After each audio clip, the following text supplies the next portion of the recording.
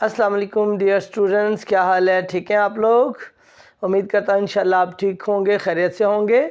तो आज हम अपने जो टॉपिक है उसको सिक्स्थ सब टॉपिक हमारा जो है प्रेपोजिशन, उसकी तरफ आज हम बढ़ चुके हैं और ये छठा टॉपिक है हमारा, दो बाद में रह जाएंगे इंशाल्लाह ताला। तो इसमें बेटे हमारा जो प्रेपोजिशन टॉपिक है इसकी डेफिनेशन जो है इसकी आप लंबाई चौड़ाई को देखकर बिल्कुल भी वरी ना होइएगा, क्योंकि इसकी जो डेफिनेशन है सिर्फ समझना है आपको, आपने इसको याद नहीं करना, आपने सिर्फ मेन चीज़ को समझना है कि प्रेपोजिशन होती क्या है। अगर हम उर्दू में बात करें कि प्रेपोजिशन क्या है, तो प्रेपोजिशन से मुराद एक ऐसा लफ्ज़ होता है जो एक लफ्ज़ को दूसरे लफ्ज़ से जोड़े या एक जुमले के एक हिस्से को जुमले के दूसरे हिस्से के साथ जोड़े या एक चीज़ का ताल्लुक़ किसी दूसरी चीज़ के साथ या किसी एक शख्स का ताल्लुक़ किसी दूसरे शख्स के साथ जोड़े। जो लफ्ज़ उसको हम कहते हैं preposition. The word that joins, the word that links a part of a sentence with the other part of a sentence, that links a word with the other link, or the word that links one person with the other person, that word is called preposition, right? तो proper से इसकी definition जो है वो उन्हीं मानों में है।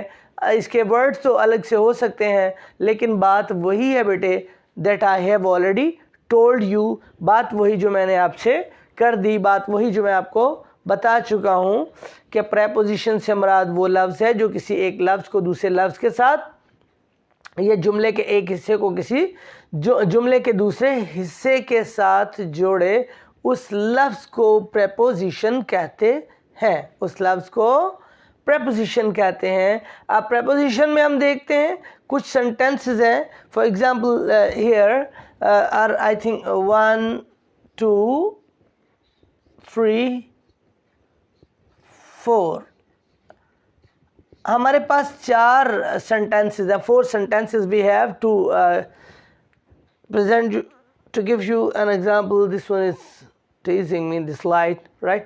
लाइट तंग कर रही थी। देखिएगा, a house on a hill, a house on a hill, एक पहाड़ी पे एक घर। a house is also a noun, house एक noun है, on a hill is also a noun, एक पहाड़ी भी एक नाउन है। तो हमारी डेफिनेशन बता रही थी एक नाउन को दूसरे नाउन से, एक नाउन या एक प्रोनाउन को दूसरे नाउन से जोड़ने वाले लफ्ज़ को हम कहते हैं, this one is called preposition, right? I have answer कर इट। माना इसको एक इसको मैंने मुहासरे में ले लिया, I have given a round about it, right? मैंने इसके गिर्द एक दायरा लगा दिया है। तो ये जो लफ्ज़ ऑन होगा, it is called preposition, it is called preposition. Second one is, हमारे पास दूसरा जुमला है, this house is made of would, this house is made of would, this house is made of would, would is also noun, house is also noun, of, ये preposition है हमारा। जो made है वो तो वर्ब है ना, देखो हमने पहले ऑलरेडी ये चीज़ें पढ़ी हुई हैं, बनी हुई है, मेक, मेड ये वर्ब है, राइट? तो हमने क्या किया कि ये नाउन को इस नाउन के साथ मिला रहा है, ऑफ, तो ये हमारा क्या होगा? प्रेपोजिशन। आगे है ही क्या है बेटे ग्रामर में? I will not tell you, if you can you? Pronoun. ये क्या है? प्रोनाउन। मैं इसलिए नहीं बता रहा था चूँकि हमने ये पहले पढ़ा है, तो मैं जज करना चाह रहा था कि आया लास्ट टॉपिक्स आपको याद हैं या नहीं है। अगर याद हैं तो बहुत खूब, अगर नहीं याद तो आपको पिछले टॉपिक्स पे, पिछले लेक्चर्स पे एक बार फिर गौर करना पड़ेगा ताकि आपकी रिवीजन हो जाए, क्योंकि हमारे आइंदा टॉपिक्स जितने भी आएंगे वो इस बात के मोहताज होंगे कि आपको लास्ट वाले टॉपिक्स याद हों। तो पिछले लास्ट टॉपिक्स को भी पढ़ते रहा करें। तो इसमें बता रहा था, he was charge with theft, उस पर चोरी का इल्ज़ाम लगाया गया। अब इसमें देखिए ही प्रोनाउन है, हमारी डेफिनेशन भी कह रही थी कि वो प्रोनाउन के साथ जो लफ्ज़ जोड़े, किसी नाउन को प्रोनाउन के साथ भी हो सकता है, नाउन नाउन के साथ भी, और प्रोनाउन प्रोनाउन के, मीन्स के एक part of a sentence with the other part of a sentence is when linked, the word that links is called preposition. जो लफ्ज़ मैं बार बार दोहराता हूँ ताकि आपको डेफिनेशन याद रहे और फिर उसके मीनिंग्स समझने में मदद मिले। तो प्रोनाउन, और ये हमारा हो गया प्रेपोजिशन, ये क्या हो गया प्रेपोजिशन, और ये क्या हो गया अंडरलाइंड वर्ड, क्या हो गया देख लें, फिर नहीं याद आ रहा, कर लिया गौर। ये आपका थेफ्ट भी नाउन है। मैंने जिस दिन आपको नाउन की डेफिनेशन बताई थी, मैंने बताया noun is the name of some person, place और अ थिंग, कि नाउन किसी शख्स, किसी जगह या किसी चीज़ के नाम को भी कहते हैं। और फिर मैंने कहा था कि जब हम अगले लेक्चर्स में जाएंगे, जैसे जैसे आप एक्सपर्टीज हासिल करोगे, तो फिर आपको पता चलेगा कि डिक्शनरी में बहुत से वर्ड्स जो हैं वो भी नाउन होते हैं। तो ये उन्हीं वर्ड में से है थेफ्ट, चोरी, ये वर्ड भी नाउन है। इस प्रोनाउन को इस नाउन से मिलाने वाला लफ्ज़ है with, right. Again next fourth हमारा सेंटेंस है, a boy jumped into the river. A boy jumped into the river, एक लड़के ने दरिया में छलांग लगाई।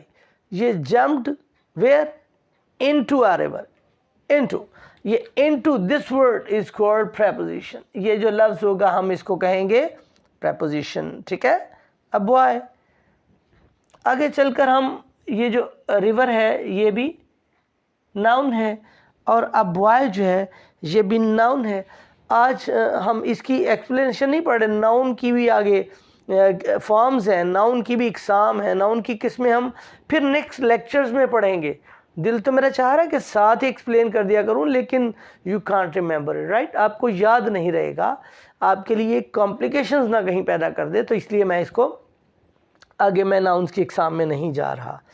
ये हमने नाउन आज सॉरी प्रेपोजिशन हमने पढ़ा, वो क्या है, एग्जाम्पल्स की मदद से हमने समझा, और उसके बाद मैंने एग्जाम्पल के तौर पर आपको कुछ प्रेपोजिशंस लिख दिए। वैसे तो जो नंबर ऑफ प्रेपोजिशंस है बहुत ज़्यादा है, मैंने आपको लिख दिया है on, at, in, on, over, under, before, after, from, to, between, etcetera, right. ये सारे ये जो आपके सामने लिखे हुए वर्ड्स हैं, they are all called preposition. What are they called? They are called preposition. इनको हम प्रेपोजिशन कहते हैं। ये इतनी ही नहीं है, एटसेट्रा मैंने लिख दिया वगैरह वगैरह, इसमें बहुत सी और भी हैं। आपने सेंटेंसेस पे गौर करना है। जब आप बुक्स पढ़ रहे होते हो, आप देखिएगा कि बुक्स के सेंटेंसेस के अंदर, जुमलों के अंदर ऐसे वर्ड्स बहुत से होते हैं, ठीक है, जो एक हिस्से को दूसरे से मिला रहे होते हैं। उन्हीं अल्फाज को हम कहते हैं preposition. What do we call them? उनको हम प्रेपोजिशन कहते हैं। Hope for the best. उम्मीद करता हूँ आपको आज का लेक्चर भी समझ आ गया होगा इंशाल्लाह ताला। नेक्स्ट लेक्चर को जानने के लिए और ग्रामर को मज़ीद सीखने के लिए हमारे चैनल के साथ आप लोग लिंक्ड रहिएगा, और हमारे चैनल को सब्सक्राइब कीजिए, शेयर कीजिए, लाइक कीजिए, और बेल आइकन पर प्रेस कर दीजिए ताकि आने वाली नई वीडियोस, हमारे नए लेक्चर्स की नोटिफिकेशन आपको मिलती रहे। Hope for the best. अस्सलाम वालेकुम, सी यू इन नेक्स्ट लेक्चर।